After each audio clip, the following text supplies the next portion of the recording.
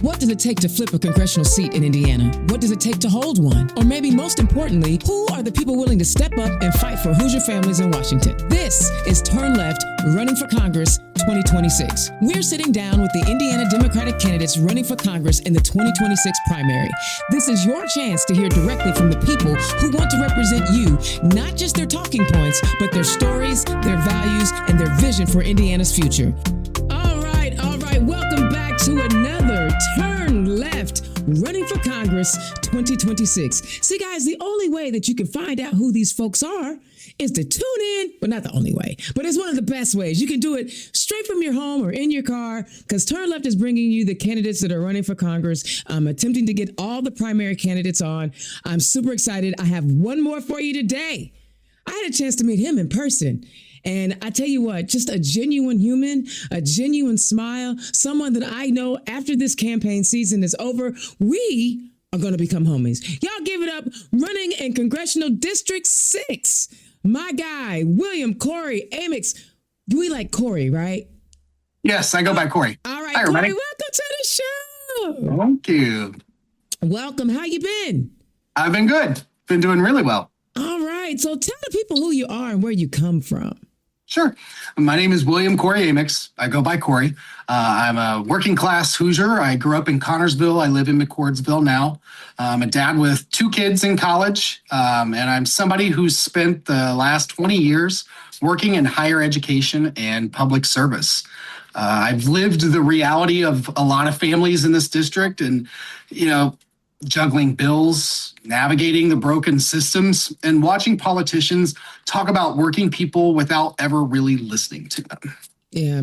So let me ask you something. If you don't want to name the university, you don't have to.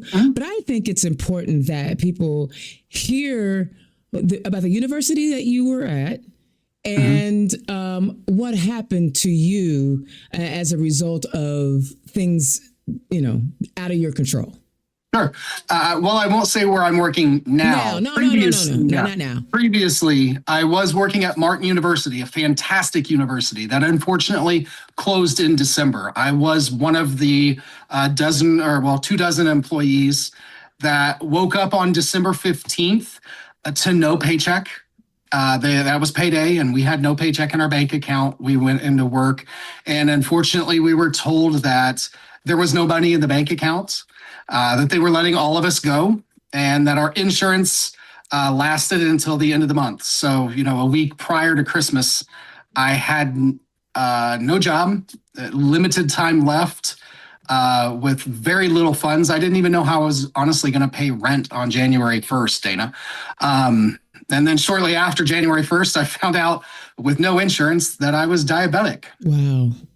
It was pretty rough. The reason why I wanted you to tell that story is because a lot of folks talk about they understand what everyday Hoosiers are going through, but this is a real life experience for you. First of all, let's talk about some positive things real quick. What was tell us about your experience working at Martin University. For those that don't know, share. And there's a reason why I'm asking these questions. Sure. So Martin, I was blessed to work with Martin. I believed in their mission. Martin was the only historically Black, or in this case, it was a PBI, a predominantly Black institution in Indiana. It was fantastic working there. I worked with some amazing people, and the students, oh my God, I loved them to death. Some of them have even since the college is closed, reached out to me on Facebook, talking to me. I helped one young lady with her resume even to try to help her. So it was just an absolute blessing to be able to work there. I love that. And the reason why I asked is because, and I wanted you to share that, is because I think there's something to being your lived experiences, being immersed in another culture, another space.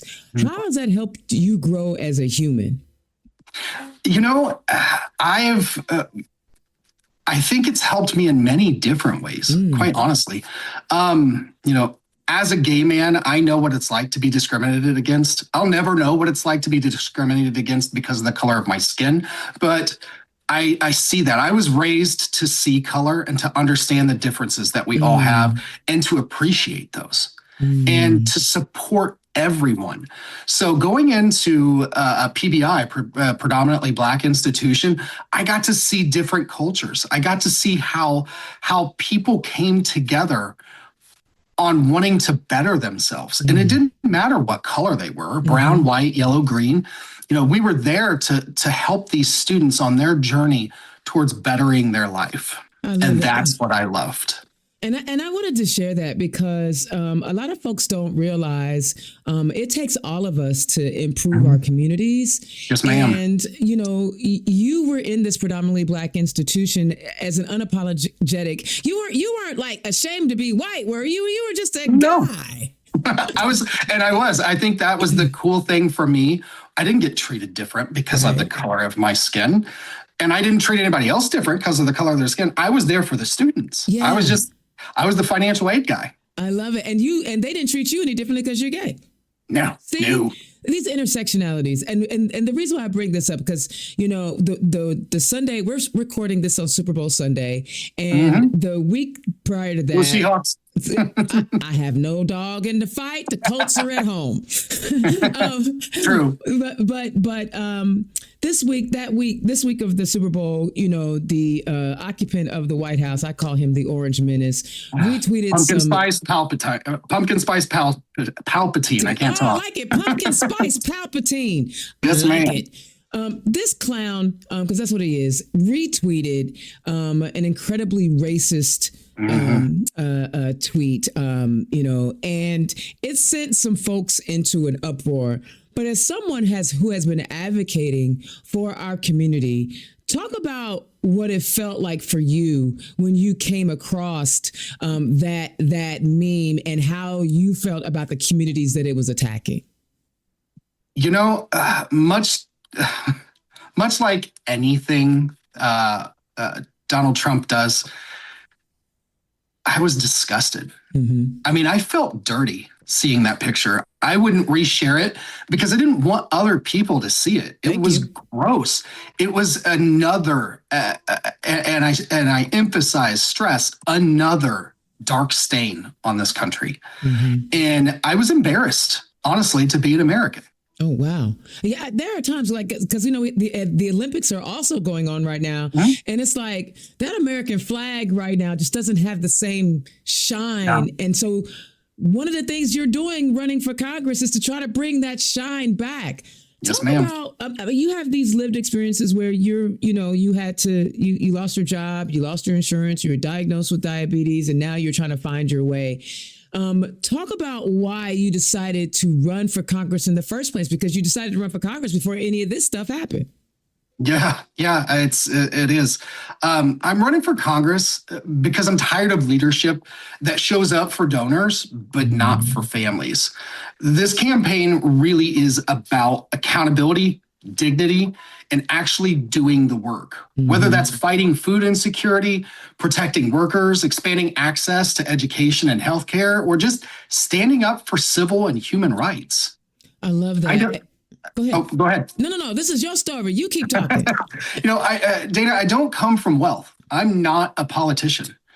I don't come from political power. I come from lived experience. And I believe that Congress needs more people who understand what it means to choose between rent and groceries, to advocate for their kids, and to fight systems that were built with everyday people in mind. This campaign is about restoring trust in government and making damn sure working people finally have a seat at the table, not just during election season, but every day that we're in office. I love it. I don't want anybody. I felt it. I laid right there in my bedroom, after losing my job, staring at the ceiling, wondering how I was going to keep the lights on. I stared wondering, what little money I have left, is that going to go to insulin? Or is that going to go to pay the power bill? I got an inside look at what thousands of Hoosiers go through every single day. And it's time it stops. We have to rise together to fix this. I love that. And, you mentioned something that a lot of us feel, and that is the donor class and the big corporations are not caring about the humanity of folks. It doesn't even matter what demographic they fall in. If you are financially strapped, your life is much harder. Talk about some of the policies or some of the bills that you would like, legislation that you would like to see introduced to help address the problems of inequality. I think, first off, focusing in on the wage inequality is one that we have to tackle. People, the cost of living is at all-time highs. Mm-hmm. However, wages haven't changed. I mean, federal minimum wage hasn't changed. I believe, don't quote me on the year, I think it was 2009, the last time that was raised. I don't think in Indiana it's been raised in a couple of decades. I think it's still $7 and some change in Indiana. Yeah. Like, it's absolutely embarrassing what the minimum wage for Indiana is. I want to give an example. It's kind of on the same, on this topic. I was just reading online, and I can't access the meme or the post from Twitter. Wall Street Apes posted it, and that's not an account that I actually follow that often because they are more of a MAGA account. But you got to know what the enemies are doing, honey. I ain't mad at you. They posted something that was actually shocking to me, and I had to go research it myself. During a corporate earnings call for the fourth quarter for Chipotle, whether it was the CEO, I think it was the CEO, talked about how they're going to raise prices because their average consumer makes more than $100,000 a year. Let that sink in for a second. They're raising prices because they can. Because they know consumers need to pay it. Meanwhile, what are they paying their employees? I have no idea. I actually looked that up. You did? Their payment, what they are paying their employees is embarrassingly low. So, corporate profits are at record highs. CEOs' pay keep climbing. Stock buybacks are absolutely booming. Yet working people are still being told to tighten their damn belts, accept stagnant wages, and be grateful for what they get. It's embarrassing. That shouldn't be happening. I mean, hell, look at Congressman Jefferson Shreve right now. Yes. I think he spent most of his time in Congress trading damn stocks. That's all he's done. Wow. Has he had any town halls or anything in District 6? Not that I've seen. I've seen that he's very good at sending his minions, his interns, in the middle of a workday to places for people to come and talk to them. But of course, it's in the middle of a workday when most of us are working, and nobody can get there. He's playing hide and seek with constituents, and then he posts fanfare on Facebook. His photo shoots that he takes just to make it look like he's doing his job. And he brags about answering 50,000 emails last year. I mean, that's your job. That's your job. Answer the emails. Don't brag about doing part of your job. Brag about getting legislation passed that actually helps Hoosiers, not answering 50,000 damn emails. So, I could talk about Jefferson Shreve all day because he is, to me, is the prime example. But we're not going to do that. We're going to talk about you because I feel like, we're in Indiana. We're in an unprecedented moment. We've got in the State House, we've got, all 25 Senate seats that are filled and 92 of the House seats. And we definitely have somebody running in all 9 congressional districts. What do you think? How do you think all of this energy is going to galvanize? And this is just me and you talking, right? When I think about the movement, the Jefferson Shreves of the world who don't show up and are just there to collect a paycheck, I feel like their time is numbered. I mean, are you feeling that with me? I'm definitely feeling that. I think we're seeing it across the nation, that there is a massive blue wave coming, and it's beautiful to see. It's nice to see people show up who want to do the job to better a future for our kids for tomorrow, not for a bank account today for themselves. I love it. Okay, so I gotta ask, we're also in the midst of watching ICE destroy communities and shatter young people's soul and spirit by these raids and snatching people out. And it's not just the little brown and black kids who are being snatched up, but excuse me, Teachers in Minnesota are talking about how kids who are Americans, who are American citizens, who are also being traumatized. What would you do if you had the chance to be in Congress when it comes to ICE? I would 1,000%. It's time. We need to abolish ICE and replace it with an immigration enforcement system that meets today's standards. I think a safe border is important, but what's happening right now is not border safety. They're hunting humans. Ugh. And it's disgusting. It doesn't matter anymore. It's not just brown humans. It's brown, white. They're going after anybody who opposes them, essentially. I 1,000% support a congressional investigation. I believe that every one of these individuals that have been involved in making the rules and the laws, or lack thereof, need to come before Congress and answer for all the deaths, for Alex Preddy, for Renee Good, for all of the human beings who have been killed, who have been shipped out. I mean, there was Romero. I'm trying to remember the young man's name. He was a gay man from Venezuela. Yes. The makeup artist. Yeah. Yes. And I can't remember his first name, but I know his last name. His middle name is Hernandez Romero. But that young man was shipped to, he was here as a refugee, and he was here legally, and he was sent to some prison, Guatemalan prison or wherever it was that they sent them. And he didn't even get out until July. Yeah. We shouldn't be doing that. And I'll just be blunt. I 1,000% support anybody found guilty of any kind of crime that was involved in this should be spending some of their prison time in the prisons they sent these people to. Ooh, ain't that an idea? I think that if it's good for the goose, it's good for the gander. Isn't that the old saying? Yeah, and here's the thing: if we don't fix it, if we don't show up this election cycle and end the crazy, like, bro, we're next. Like us queer folk, we're next, because they don't want it. The Stephen Millers of the world, who are scared of sidewalk chalk that he had to go sell his house, are so chicken poo poo of people who are not like them. And they're so afraid of reciprocity. They're so afraid that people who have been marginalized will march. We just want to be left alone, right? Right. Let us live our lives. All right. We've also got to talk a little bit about some international stuff. Sure. Excuse me, because when you're in Congress, you will be privy to a lot of information. Talk to us about how you see the rest of the world as seeing the United States right now, and what would you do to help us restore again the shine to the flag? I think the rest of the world is looking at us in two ways. Honestly, I think they're seeing those of us like you and I, and the average American citizen who is fighting against this. I think they feel sorry for us. Yeah. I think some of these nations have lived what we're going through now.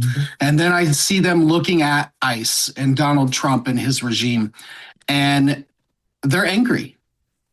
I think part of the world is angry at the United States for allowing this to even happen. In part, I think some of us are too. Myself, angry. Oh, I'm ticked. Why? How did we get to this point in time to allow this to happen? That's why it's so important, education to me.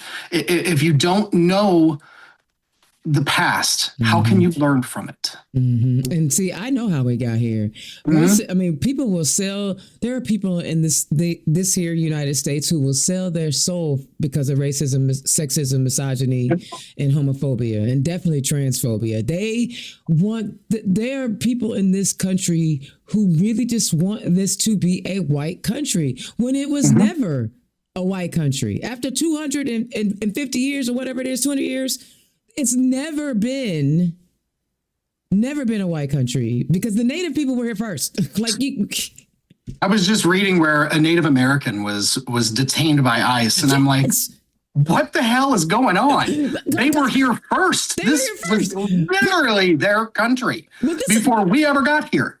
It just shows you how stupid they are, man. Yes, Like, it's a agreed. bunch of January 6 mofos that are now ICE. You know what I'm saying? Like, and they're Oh, dumb. it's you got the Nick Fuentes of. It's just a bunch of racist. I'm sorry, a bunch of racist assholes. How can your name be Fuentes and you down with any of this? I asked the same question when I didn't know who Nick Fuentes was for a long time, and then I heard it, and I was judgmental. I was like, okay, that is a Hispanic sounding last name, and I'm like, how the hell is this white supremacist with that last name promoting this? Well, one of the things that I'm learning is when I listening to different members of the Hispanic community. Like I was talking to some friends who were from Venezuela, and they were like, every time you guys on the Democratic side say socialism, it's a trauma trigger for them for what they went through in Venezuela. So whenever we say, like, so when we're trying to get Latinos and certain Venezuelans, if you say socialism, they're done. They're not going to hear, because they had a bad experience with socialism while they were in Venezuela. And then you also have to remember, like, the name Fuentes is Spanish. It may not be his, it's Spanish. So Spanish folk are Europeans, and they white, and they big white, and they got a whole nother set of white supremacy going on. So I feel that, and I understand why you're not trying to be like, I'm not going to be closed-minded, but like, bro, these folks really think they have what it takes to shut us down, right? It's like they don't.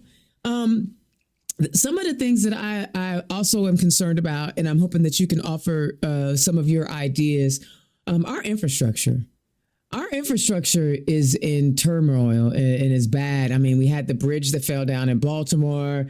Like, I mean, things are just, I'm sorry, that one, the boat ran into, but we're seeing that there are infrastructure needs all over. What are your thoughts on how America and the United States needs to address the many different areas of our infrastructure? I think it's something that we need to have a good, solid team of individuals that focus on it. And you're right, there are a lot. Our bridges, our roads, our tunnels, they're aging, and we've got to be careful. We can't, we also have to understand, look at the bridge that, a boat ran into it. But if a boat can run into a bridge and knock it down, that's still a problem. Like, that's a weakness that, whether it's exploited by people who mean to do us harm or accident, it's something that we've got to tackle. We have got to put money towards, and we got to raise the funds to replace it. And look, my forte is education. I'm not an engineer. I will never pretend to be. I don't think I will have the right answer right this moment for it. But that's why in Congress you have a team of people that you work with that can look into those things. And that's something I'm blessed to. Same when I talk about healthcare. I'm not a nurse. I'm not a doctor. It's not my expertise. But I have plenty of friends and family members that thankfully are acting as advisors for that. I'm glad you brought that up. That's something I'm going to write down. I love that. For infrastructure, because I don't have people that can help me to answer those things. And I need to. Yeah. And what I love is, like, to me, the person that says I don't know everything is the person that I want working on my behalf, because I know if you are really working on my behalf, whatever you don't know, you're going to go find out. Yes, ma'am. We are very blessed that a lot of the folks that are running for Congress in Indiana have been really, really bright people, right? Because I'm getting ready to pivot over to education in just a minute into your forte, right? But there's a joy that I'm seeing in that the things that people don't know, they want to find out. All right, let's talk about education, because they are doing everything they can to shut down the U.S. Department of Education. We see at every level they're trying to reduce access to public education or make it more difficult. Let's hear your philosophy on education so that we can understand the type of, what we've been sending to Congress when it comes to education. Absolutely. I think education is a right.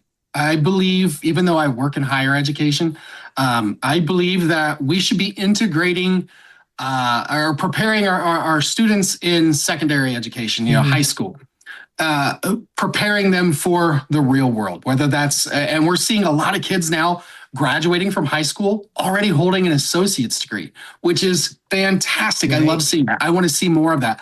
I want to see more trades. I want to see more money put into people being able to go to school for plumbing, electrician, HVAC. Trades are so important. I was fortunate to talk to some union members about some things that they do, that the unions are doing to help with training people. I can't wait to learn more about it. I don't know enough yet to speak entirely or intellectually on that yet, and I don't want to do them a disservice by trying to. But education in itself, we have to protect it, and a lot of the laws are passed for education at a state level. And I'm hoping that state legislators will see the importance. What's happening in Indiana right now is just left me gobsmacked with what they're doing getting rid of so many different degrees at the 7 major schools. It was just, I saw a teaching degree in journalism and history, chemistry, math. They're being eliminated at IU. I was floored. And then I see this crap about getting groups like Turning Point into the high schools. That's like, I don't want to use this analogy. There's a reason that KKK wasn't allowed into the schools. I just leave it at that with Turning Point USA. I don't believe that they are a good organization. That's just my personal opinion. I think for every school, and this I've already thought about it because I read that same article, and I think for every Turning Point USC, we should work with the queer students or the Black students or anybody else to make sure that there's a BSU, there's a queer student union. If TP, wherever there's a TP USA, because I know as soon as some of those other organizations start showing up, they're gonna be in their feelings, and I'm gonna watch them try to do that mental gymnastics on, TP USA, and they're like literally trying to pass legislation that says there's legislation in the State House right now that says you can't deny them, or the Mike Braun wants to, you can't deny them a chapter. Okay, well if you can't deny these people a chapter, wait till I bring the Black Panther Party. Right. I looked, somebody asked me how I felt about the 10 Commandments in schools. And, at the time I took a while to think about it. I didn't answer them then. And I'll tell you, everybody today, I'm okay with it, but you're also going to put the Torah, you're going to put the Quran, you're going to put all the other religions in the classroom too. You're going to represent all the major religions and teach it as a history lesson, because nobody has ever been harmed by learning about all the different religions. I'm much like James, I always mispronounce his last name, James Tallarico. Am I saying that right, down in Texas? I loved it. Recently he said, and this is the way I feel, I don't believe any religion is wrong. I think they all point to the same path. They just take a different journey to get there. And I love that. I love that. I think religions out there, it brings hope for people. And I don't think there's anything wrong with it, but I will be damned if I ever roll over to allowing one religion to rule them all. I don't believe in that. I love that. Because I'm like that. And again, they're always talking about indoctrination. Nothing says indoctrination when you're only giving one view of religion. Exactly. Right. Or that people are in their feelings about learning about the atrocities of America, but we only want to hear the glossy. And I'm a Gen Xer, so I'm just as guilty, right? I got that same education where they wanted to tell us that, Christopher Columbus discovered America and George Washington never told a lie. And that's a lie. All the things, and you don't know it at the time. I wish, like my parents were. This ain't about me. Shut up, Dana. I get excited because you're one of those folks I like talking to. Like I know. I always look forward to our interview. I know it's supposed to be an interview, but it's like it's me and Kory talking. Sorry. All right, because I get caught up. So listen, tell the people where they can find you. You guys can find me on Facebook. It's under William Kory Amyx for Congress. You can go to my website, amyxforcongress.com. Amyx is spelled AMYX. You can learn about all the different legislation pieces that I have written, which I'm very proud of, because that's on my website. because those are written with actual constituents, voters that have come from all walks of life, the left, the right, the center. How did you do that? Did you do like a town hall? Tell us the process. I did. I took suggestions from people. I've had 3-way, 4-way, 10-way calls, Zoom, to sit and write with it. I wrote actually legislation. It's the first piece of legislation that I am proud of. It's called the Unity Pathway Act. It's specifically about immigration and abolishing ICE and replacing ICE with the immigration enforcement system. I would encourage everybody to get on to amyxforcongress.com, click the legislation, just so I can make sure I tell you the right spot. It's under legislation summaries. You can read about my legislation for small businesses, my legislation about dealing with algorithms and social media. That's a big one today. I was actually I was on Hal Sparks. Remember Hal Sparks from, he's been in tons of TV shows. I was on his podcast, millions of viewers. That was the most nerve-wracking podcast I've ever done. But I got to talk about the Digital Integrity and Algorithmic Accountability Act, as well as the Real Identity and the Real Identity Integrity Act. Those two pieces dealing with social media and algorithms. I've got the Real World Results and Responsible Governance Act, FERA, which deals with the Free Expression Act. Everything that happened with people being attacked and losing their jobs after the after Charlie Kirk's death and murder. There's a lot of legislation on there that I am so proud of, because it all came together from actual voters that actually want to sit down and they want a better world too. This isn't coming from Chat GPT. It's not coming from, although Chat GPT does help me with spell checking because I got fat thumbs. I use it for spell check and grammar for sure. I probably should use it more often for that. But I'm really proud of the legislation that's on there. So when people ask what I stand for, I point people to that, and I point people to my pillars. I have 4 pillars, Dana, that when somebody asks me, what do I stand for this? Look, if I'm elected to Congress, every vote I take must pass these 4 tests. It has to protect personal freedom and bodily autonomy. It has to put working Hoosiers ahead of special interests.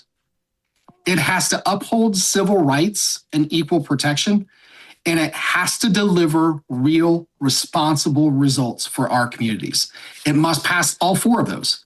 If it passes 3 of the 4, my vote is no. Wow. I don't care what it's about. You can hold me to those 4 standards always. I think it's important that I am upfront and honest. I think bipartisanship, my former grandfather-in-law, Doc Bowen, or Otis Bowen, he was the former governor of Indiana for 2 terms, then went on to work for the head of Health and Human as the head of Health and Human Services for Reagan. Even though he's a Republican, he and I would tease each other. We wouldn't hold that against each other. Although I don't think he'd be a Republican today. No, probably not. But he was damn good at being a bipartisan leader. He knew how to cross the aisle. In fact, I believe the man wrote a book literally on it. I 1000% have the best example from that, on that bipartisan leadership. But I will not compromise with a cult. My morality, my moral compass will always point north. Healthcare is a human right, or healthcare is a right. Human rights is a right, civil rights. These things will never change. I will sit all day and we can debate the cost of healthcare. Well, we're going to charge for something. We're not going to debate that healthcare is a right, because it is. And that's what these pillars are about. So I'd encourage people, I give some examples, some drop downs in there that they can go through and look at it there. I am also on Instagram and TikTok. Although I don't post as much content on there, I tend to post more on Facebook. I got to get a little bit better. I am looking forward to, I've got a volunteer who has now joined my team that will be slowly integrating him into managing my social media for me, which frees up a little bit of time for me. I love it. I love it. All right. You give us your elevator pitch on why they should vote for you. I think that Hoosiers today should vote for me because they should find me as the best candidate. I am the candidate who's lived your life. I'm not rich. I've put food back on the shelf at Meijer just the other day because I couldn't afford it. I know what it's like to lay at night and wonder if I can keep the lights on, how I'm going to pay for my insulin. I literally was doing that 2 weeks ago. I am going to work hard for everybody, not just the people who vote for me, but the people who don't vote for me too. That's what I will do. All right, y'all. William Kory Amyx, running in Indiana Congressional District 6. Thank you so much for joining me. Hey, you have a wonderful afternoon. Go enjoy the Super Bowl. I know you've rooting for the Hawks. 1,000%. Thank you. All right. This was a great conversation. The biggest problem I have is I like people, right? And Kory is just one of those folks where the energy, we came together and literally we could talk all day. So listen, if you liked what he was talking about, if you liked the message that he was talking about, please click his donate link and contribute some dollars to his campaign. Let me explain something to you. I know you're going to hear over and over on Turn Left, running for Congress 2026, candidates tell you that they are a grassroots campaign. Great. I love it. You know I love it. But in order for them to be competitive, they need money in their pockets. So I'm asking you on their behalf, please click the donate link, become a recurring donor, donate to his campaign if you believe if his values align with yours and you want to support him and see Kory in Congress. All right. You got to donate. You got to help him fundraise. All right. All right. We got more candidates scheduled. I'm so excited about this running for Congress 2026 because we have so many amazing people who are showing up, stepping up, trying to protect our democracy in any way they can. Until next time, I will holler at y'all next time. Peace. Turn Left is the property of Black Pearl IT Solutions, executive producer, Indiana's own Dana Black. Music by Dorian and 22 from Pixabay.